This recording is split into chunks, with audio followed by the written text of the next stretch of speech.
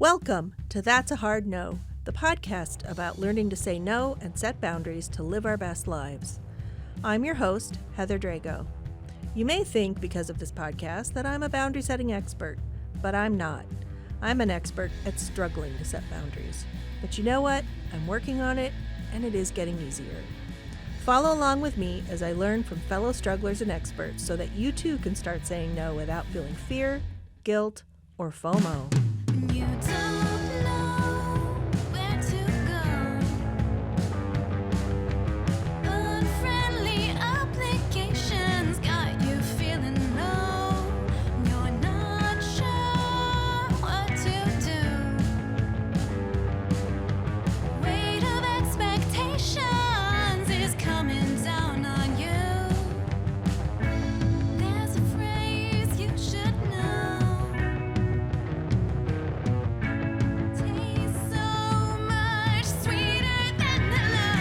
That's a hard no. I'm so excited, you guys. We've been talking about this for a while. Our friend Joanna Hardis, part of our Hard No family, is back for a third time to talk about her book, Just Do Nothing. As you can see, I've with all my post-it notes. I love it. I love this book. Oh, thank you. It's if you haven't read it, guys, I would highly recommend it. It didn't take me very long. The way you recommend reading it is kind of absorbing a part, kind of working on the exercise, recording your wins, and then coming back and going on.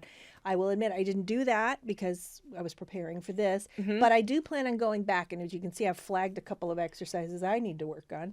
But anyway, the book is Just Do Nothing, a paradoxical guide to getting out of your way.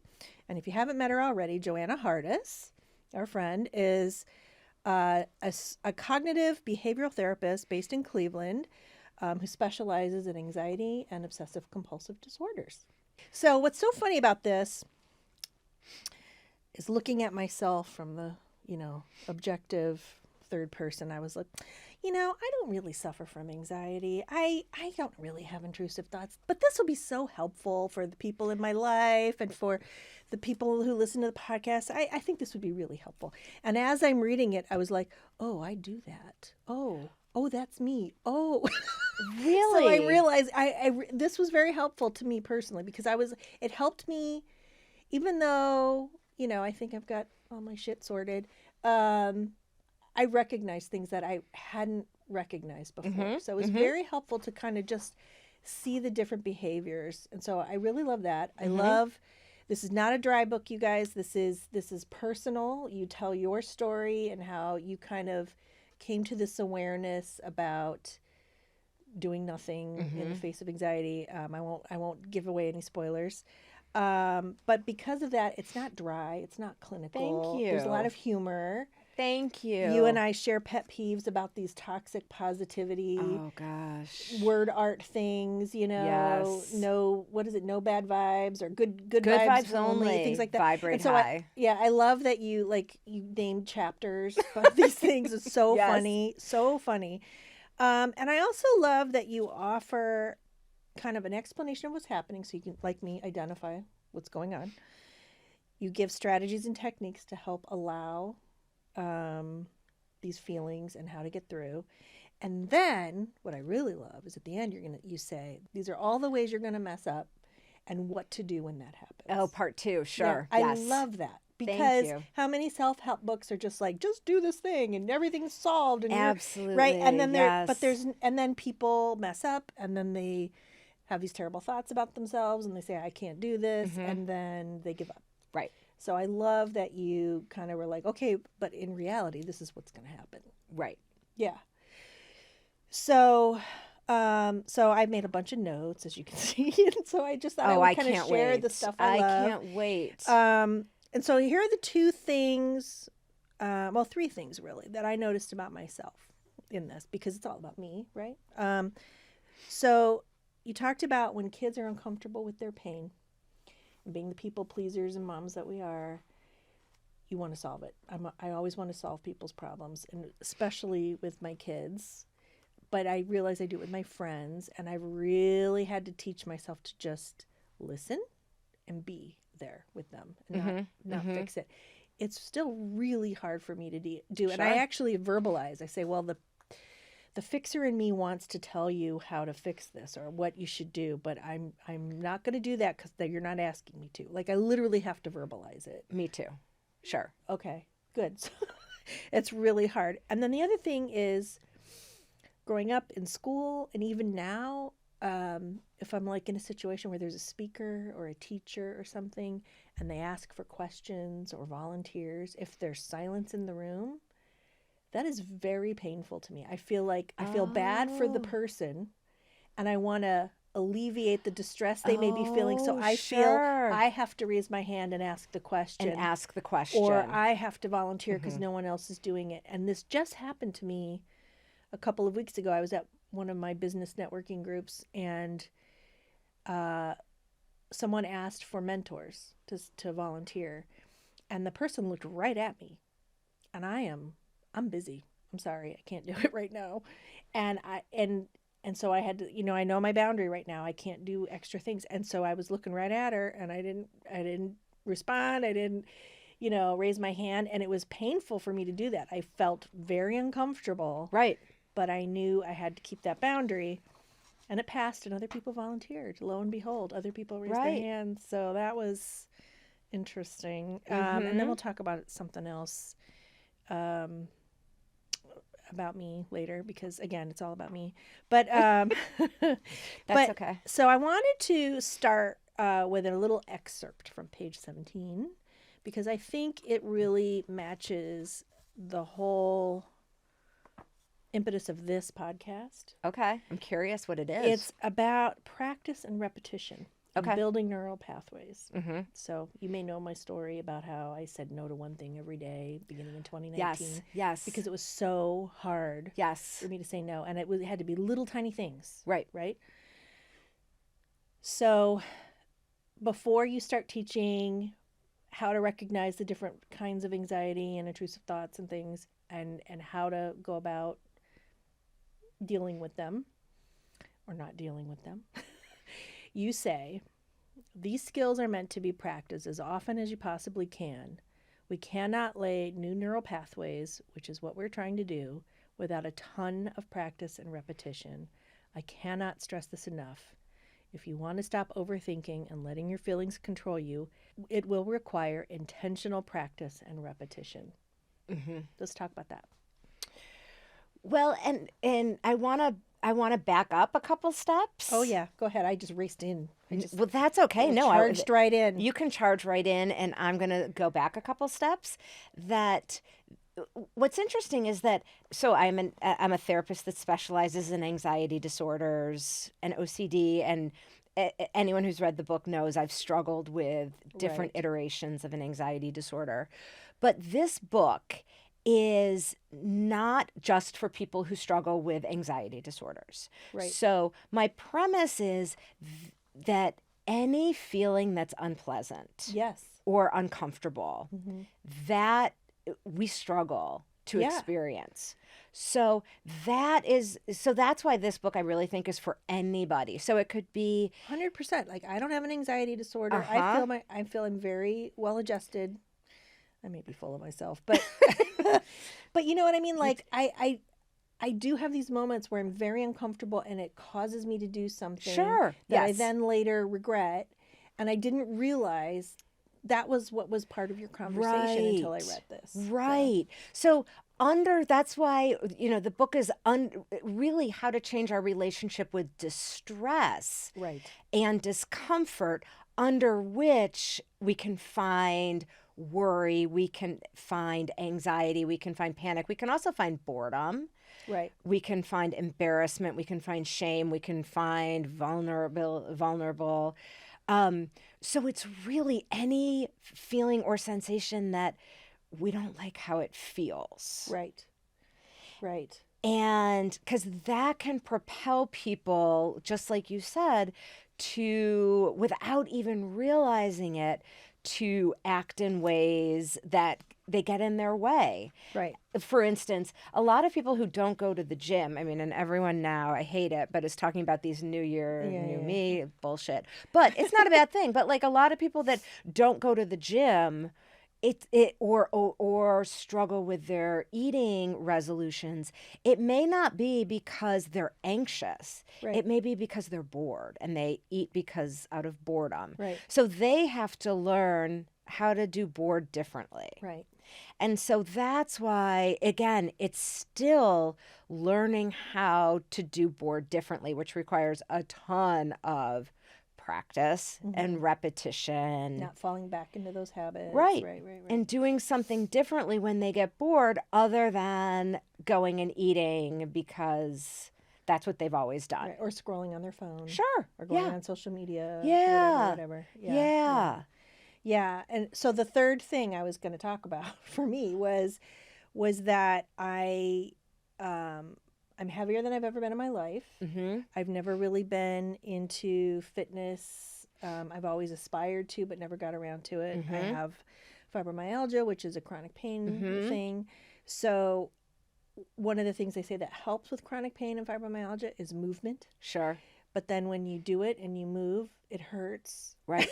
So as I was reading this, I recognized that I'm in my comfort zone when I'm not exercising, and I'm worried about the pain and not being comfortable. And so again, it's not like I'm having a major problem per se. I'm fine.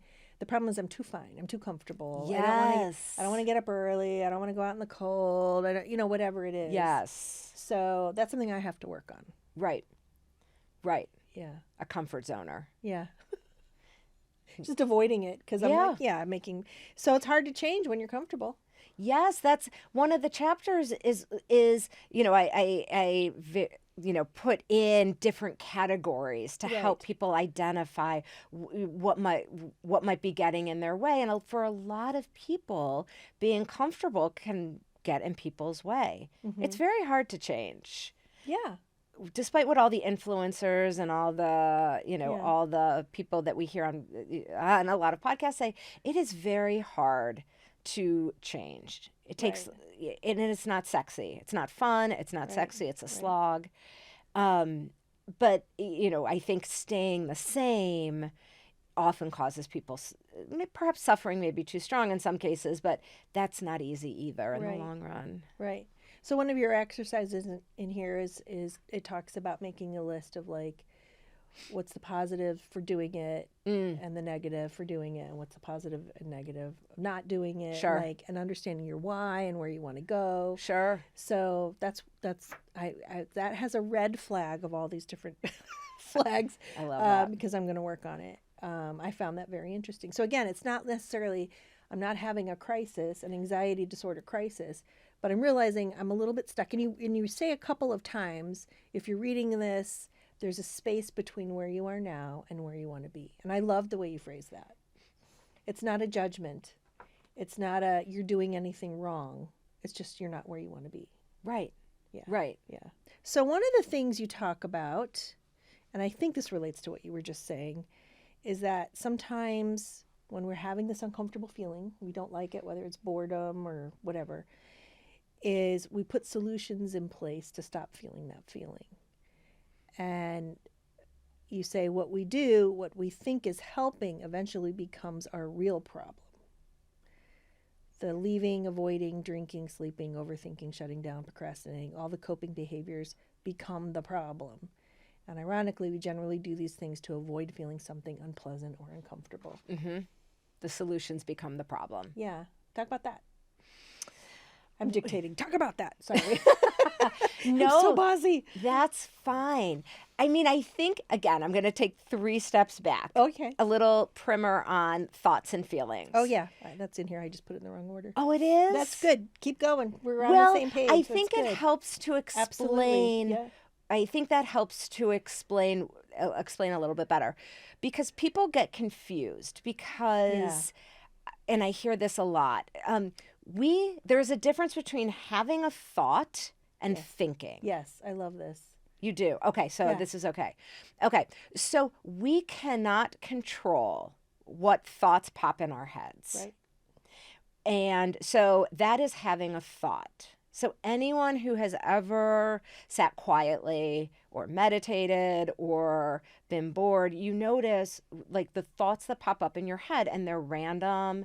They may be strange. They may be distressing. They may be distracting. They may be they may be highly disturbing to someone. To someone else, they're just weird. But it is, we cannot control the presence of that spontaneous thought. It doesn't make us a bad person if we have Correct. a thought that we think isn't quote unquote normal. Correct. It doesn't mean anything about us that we had this thought pop in our head. Thinking, however, is getting hooked, as we say in my field, it's getting hooked on that thought or engaging with it. So say you have a random thought that pops up, you're driving down the highway. This is one we always say in the anxiety field. I could, the thought pops up, I could drive my car off the bridge. I mean, it's a very common thought. If you say, oh my gosh, why did I have that thought? What does that mean about me? Do I really want to kill myself? What am I suicidal? Am I a horrible person? What does it mean? That is thinking. And you're choosing to engage with the thought and choosing to It doesn't play those scenarios out. Right. It may not feel like it's conscious or an intentional choice, but it is something that it is in our control. Right. And oftentimes, most people are just going so fast and on automatic, it just happens. And it's married with so much adrenaline that it's just like they're just off to the races. So I say that because we have to know that there is a distinction between the presence of something and a behavior. Right. Same with a feeling or a sensation in our body. We cannot control a sensation in our body, which is our brain like releasing a stress hormone that then we feel. The problem is that most people feel a sensation and attach a story to it, and they're off to the races. But we really cannot control the presence of that sensation. So Right. say you say something happens, a car pulls out in front of you, and you feel that that jolt of adrenaline, your heart starts beating, and you say, oh my gosh, I feel so anxious. We can't control that. Okay? Now, if you're someone who attaches a story to how that feels, that's going to be different. But what people, especially a lot of people do, especially if they're prone to an anxiety disorder, they may say, why am I feeling like this? Why am I thinking this? Why am I feeling so intensely? Why am I having this thought? What does this mean? And they may start worrying. Yeah. And they'll say, oh my gosh, what does this mean? Why am I worrying? Why was my heart beating so fast? Yeah. I swear, it could be something cardiac. So they'll go to Google and they'll start researching, Right. for instance. And then Google's going to make them more worried. Of course. More worried. And then they're going to, seek reassurance from a friend or call a doctor. And that probably won't do it for them. And so they're going to replay it in their head. And the next time they feel that sensation, they're going to compare it. And all of these things, all the Googling and all the overthinking of the sensation and all the reassurance seeking is actually making them more anxious. Right. So that what they think is helping, Googling, seeking reassurance, worrying, talking about it, actually makes them more anxious.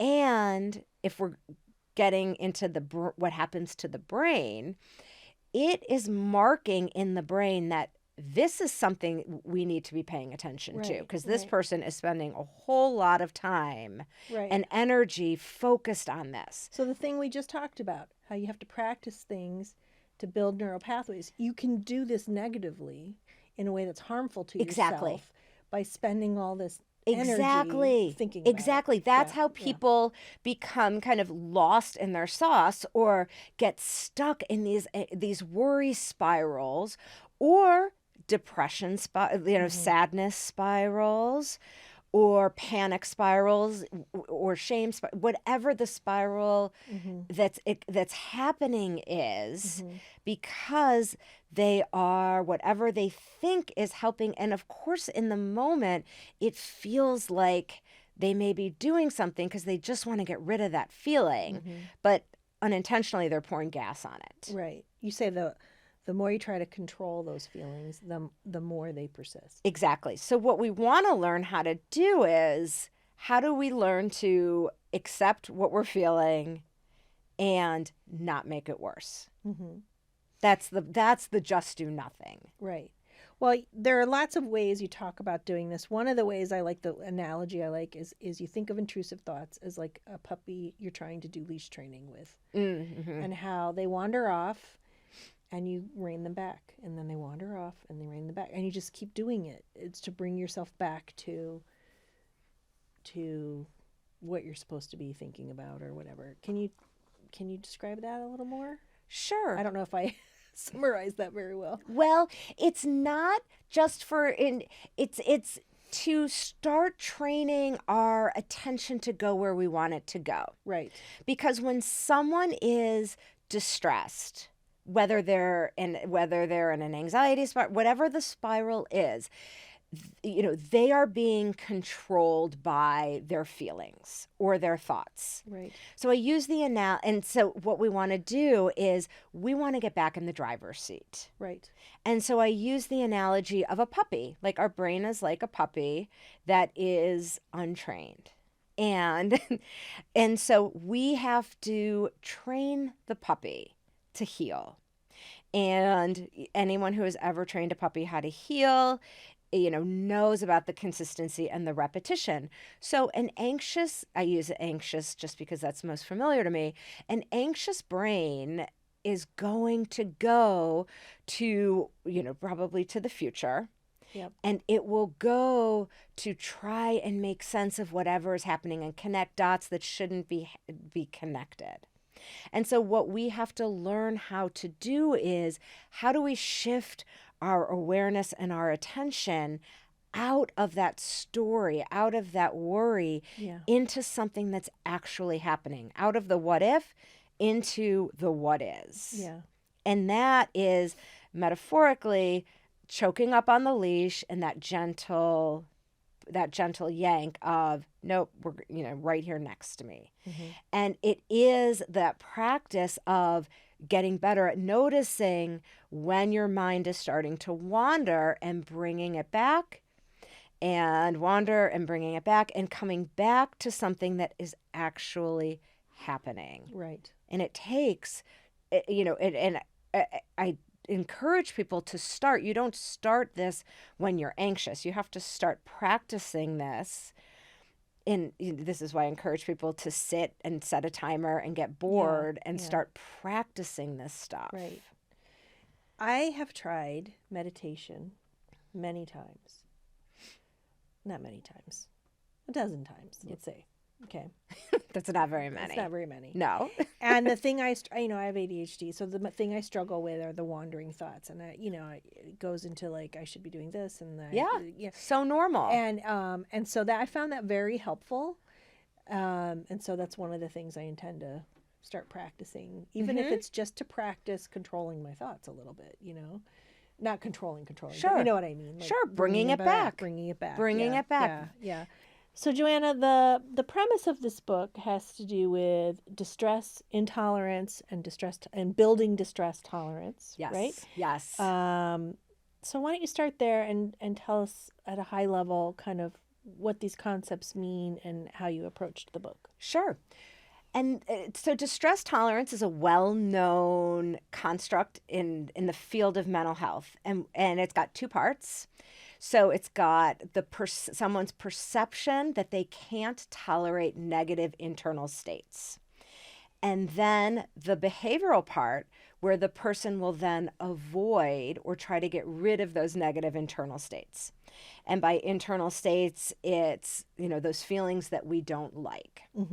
So distress intolerance is really important because we know from loads of literature that if someone has high distress intolerance, they are more vulnerable to develop a slew of anxiety disorders, depressive disorders, eating disorders, obsessive compulsive disorder. So it is not the primary cause of those problems, but it is a contributing factor. If someone says, I can't stand feeling this way, so I'm going to avoid, or I can't bear to do that. I can't bear to feel that. So I'm going to drink, or I'm going to watch Netflix. And so it's a really important concept because it makes people vulnerable and it keeps people stuck. Yeah, I'm thinking about people you hear who say, I know I should be doing these things, but I always end up falling back in these same patterns. I'm always making these bad choices. I'm always dating these terrible guys, or I always end up eating the junk food. Like it could be. I mean, and something else that we talk about in the book is, or I talk about in the book, is the function of what drives the behavior.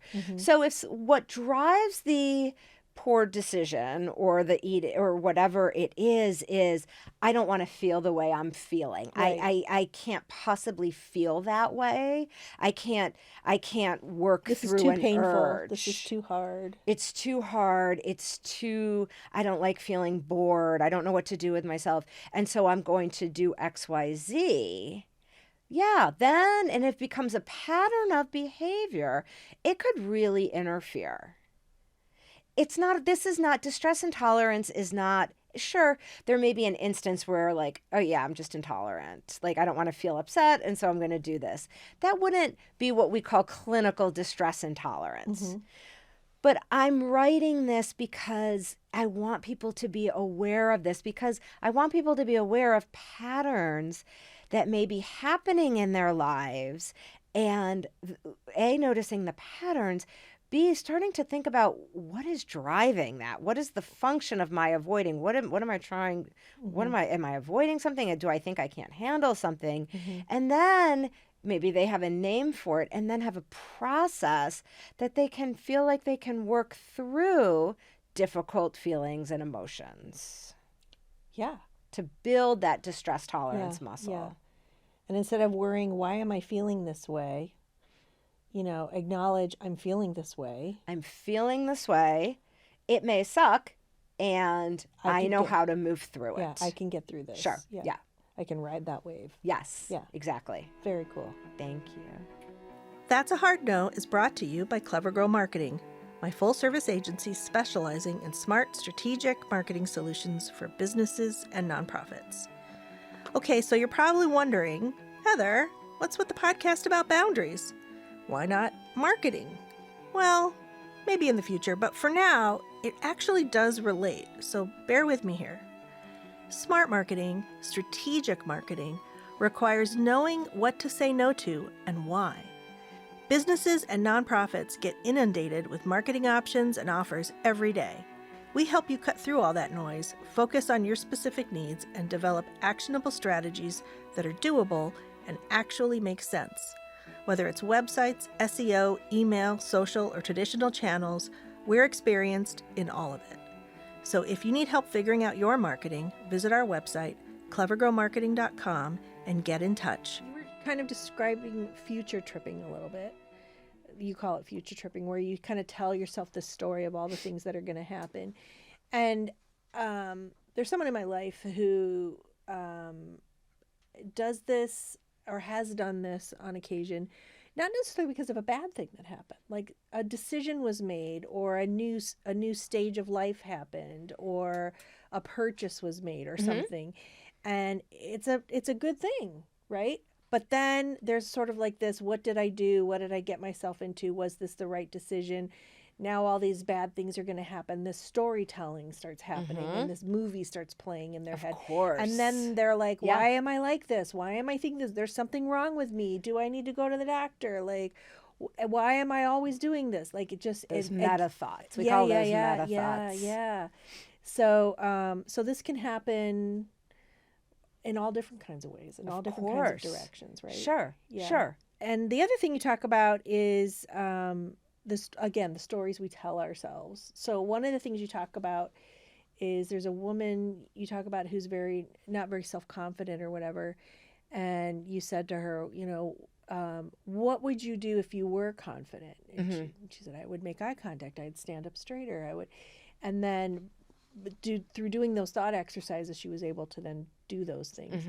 And it reminded me of many years ago, I had this sort of crazy campaign where I tried to do this thing and I founded a nonprofit and all this. And I had to like go meet the governor and I had to go speak in public and do all these things I'd never done before. And it was terrifying. I was the kind of person who, if I had to stand up and talk at work, like I would get all sweaty and nervous and stuff.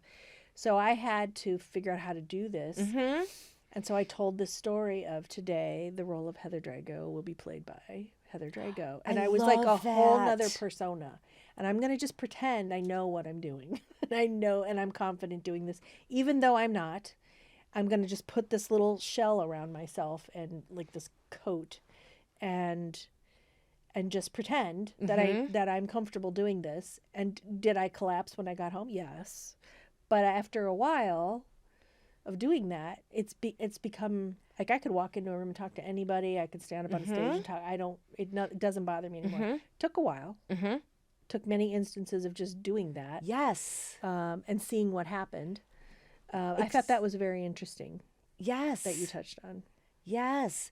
Oftentimes, and this is why talk therapy for especially people with anxiety disorders can be contraindicated because we need the behavioral piece. It is through behavior change, exactly as you talk about, that then through the act of doing things differently, that your perception, your thoughts can change. But talking about it, so when people get stuck in talk therapy, especially when they have an anxiety disorder, they get stuck because all that talking, it may eventually lead to some behavior change, but it may not. And it's just another form of ruminating, right? It can be, yes, especially for an anxiety disorder. So you're right that we want the behavior, we want to try different things because that's our best teacher. And then through that, we can change the stories we tell ourselves, we can change our perception about what we can do. And for a lot of people, they want to do it. It's just, you were able to work through all the feelings you felt inside. For a lot of people, those feelings and what they're feeling inside can stop them dead in their tracks. And I think the reason I could is I had a very strong why. I had a mission I was on. And I was like, I'm willing to go through this discomfort because I know what I'm trying to achieve. Right? I see, now, yes. did I ultimately succeed? No, but it led me down some other paths and some other successes. So it ended up being a win anyway. Okay. But that was like I had a clear vision of why I was doing this. So can you talk about that, about the why and understanding? Yes, that makes a lot of sense why you were willing to get out of your comfort zone too. So it ties into what we were talking about before, which is behavior change is hard. Yeah. So to change our behavior in any measurable way is incredibly difficult.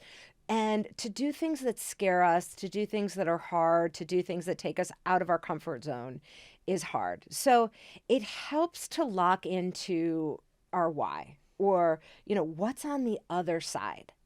Because when our back is against the wall, we need to be able to lock into something bigger than us. And it has to be bigger than, I want to feel better. I want to lose 20 pounds. Yeah, that's not enough. Yeah. That is not enough. And I hear that all, I hear that all the time. I want to feel better. And of course we all want to feel better, but that's not enough. That when you're at that fork in the road, you need a reason to keep going. Right.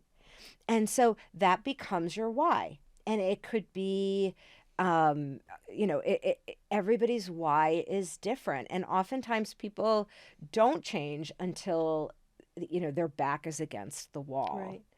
So when I work with clients in my marketing agency, I learned this technique because sometimes we don't know why. Mm-hmm. We're not really thinking that deep about why we want to do things.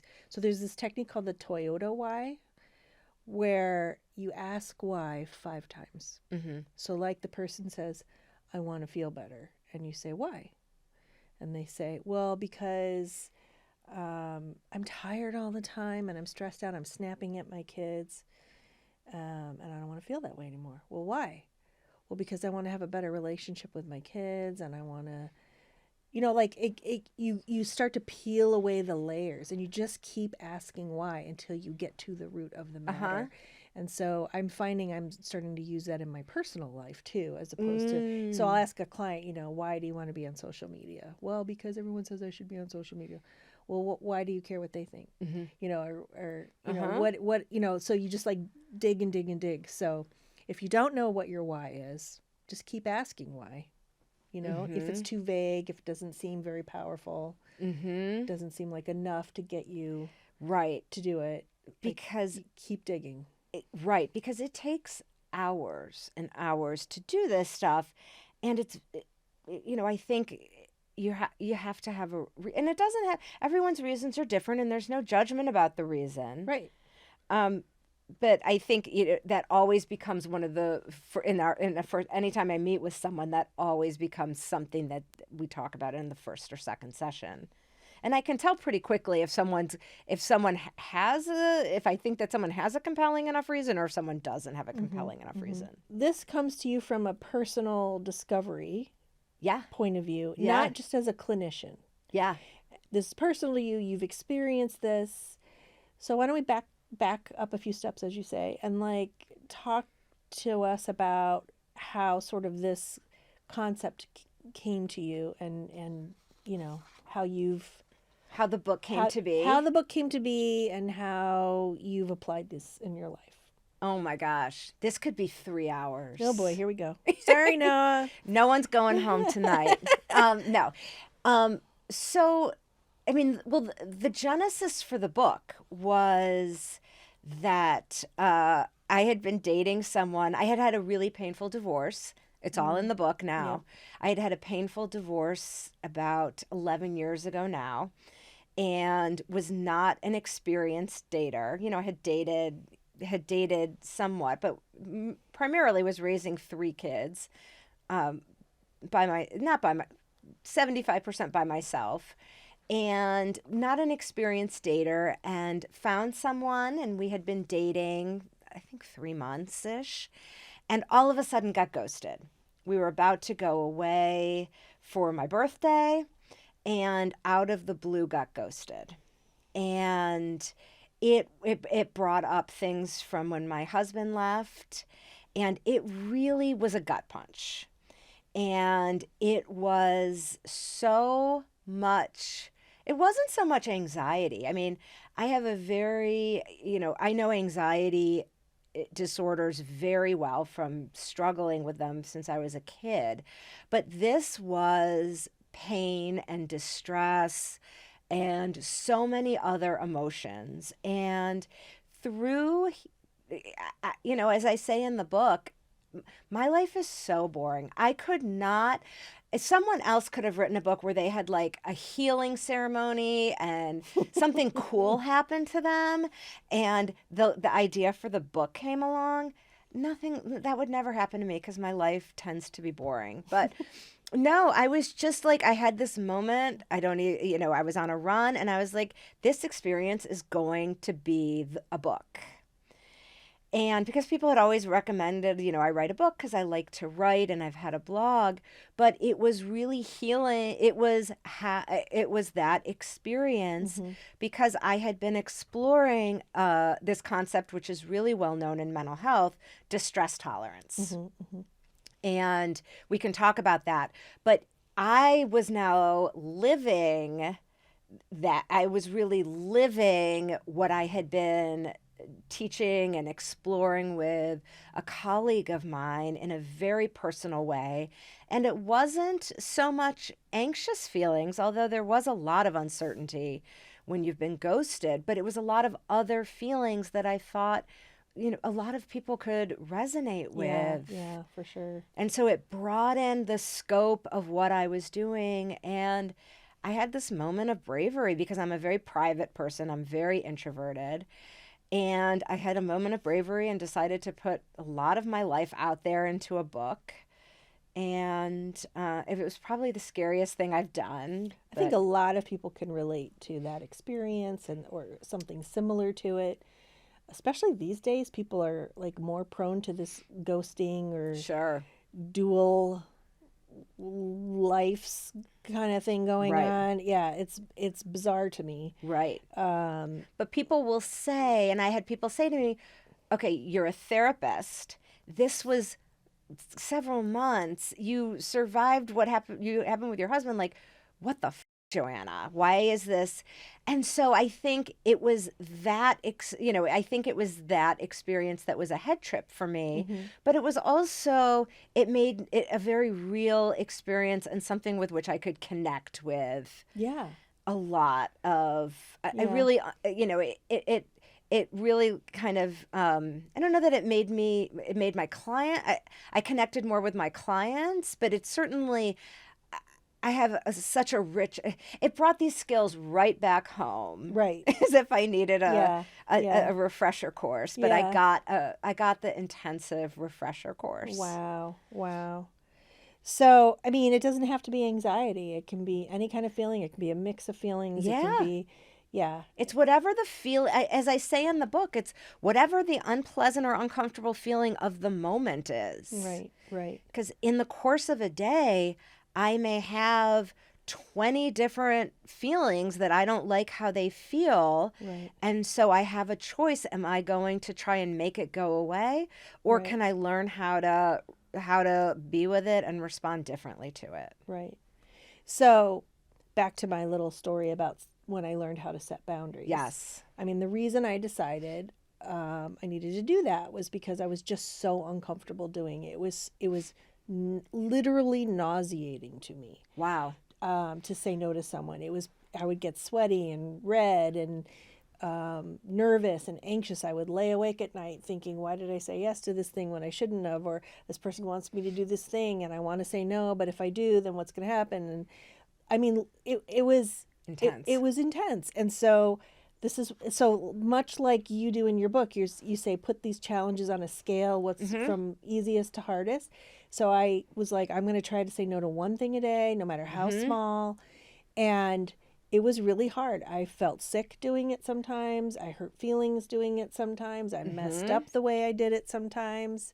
But it took a while, and I'm still working on it. I literally was in a staff meeting today, and people were like, "We need to cancel some meetings for you. You've got too many meetings on your calendar. Wouldn't that help you?" Yeah. Like they're enforcing it for me, Yeah. so it's still a challenge. I'm still trying to build that neural pathway, Yeah. to learn how to set boundaries. That's why we still do this all the time. Sure. It's part of the process, right? Yeah. There's no finish line. Yeah. There's no finish line. I mean, I cannot emphasize that, and I with my clients I emphasize it, but I think for a broader population, especially with all the nonsense on social media, again, it's not sexy, but there's no finish line. I mean, we can certainly make our life better. We can achieve goals. I'm all for goals. I'm all for self-improvement, but these skills that help make us feel better, we have to continue them to keep feeling better. Right. And people were saying to you, like, it's only been a few months and why is it Yeah. such a big deal? Don't judge the feelings, Of course. right? That's not for them to decide if it's an important thing or not. Like, Right. you feel what you feel.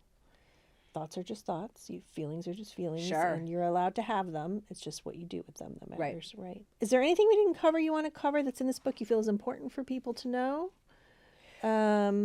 I know there's a lot in here, as you can see from all my little notes. Well, I think no. I just want people to know that it is. Oh, it is for anyone that struggles Right. with any feeling that they don't like. So it's not just for people who identify themselves as having an anxiety Right. disorder. Right. So Yeah, I mean, for sure. Like my complacency and me beating myself up all the time about like, why can't I get out of? Why can't I just do the thing? This new behavior I want to do. Why can't I just go work out every day? You know, it's that classic New Year thing where you start and then you quit, and like, why can't I? I've made this decision. I want to do this thing. Why can't I do it?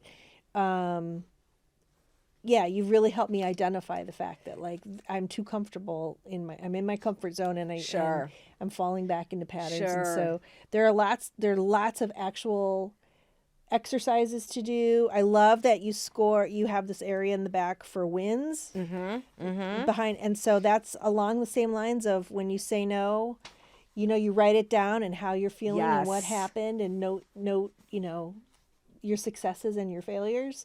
I love that you put that in there, and that was my daughter and my dad's contribution. well, that was good. I know it was good. I was happy to put that in. Yeah, very good. I love this book. I highly recommend it, you thank guys. you. We're gonna have our little book club discussion next week, and I can't wait to hear what the two Jens say. I am so curious too.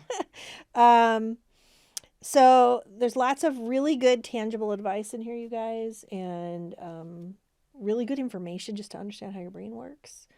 Little scientific nerdy parts, funny parts, Exercises to do. exercises to do. So I highly recommend. And Joanna, thank you so much for coming on again. Thank you. And yeah, we hope we get the word out so more people Thank you. can benefit. And the audio book is available today. Oh, that's so awesome. So okay. this was a great day to be here. Well, I Yeah. don't know when this recording will actually air, but the audiobook Couple weeks is from now. yeah, so the audiobook is available. Okay, on Amazon. Audible, Amazon, and Apple. Perfect. Okay, Just Do Nothing by Joanna Hardis. Thanks. Thank you. Thank you. That's a Hard No is a production of Clever Girl Marketing, my little agency in Cleveland, in partnership with our friends at Evergreen Podcasts. Many thanks to our amazing team, including Maura Del Rosario, our production and marketing coordinator, Noah Fouts, our amazing producer, editor, and composer who wrote our theme music and performed it with his band, The Big Leagues, and our new video producer and editor, Kay Holmberg. You can find show notes and resources on our website, and you can find other fun stuff on our socials. We're Hard No Podcast. Find your no, then say it with me.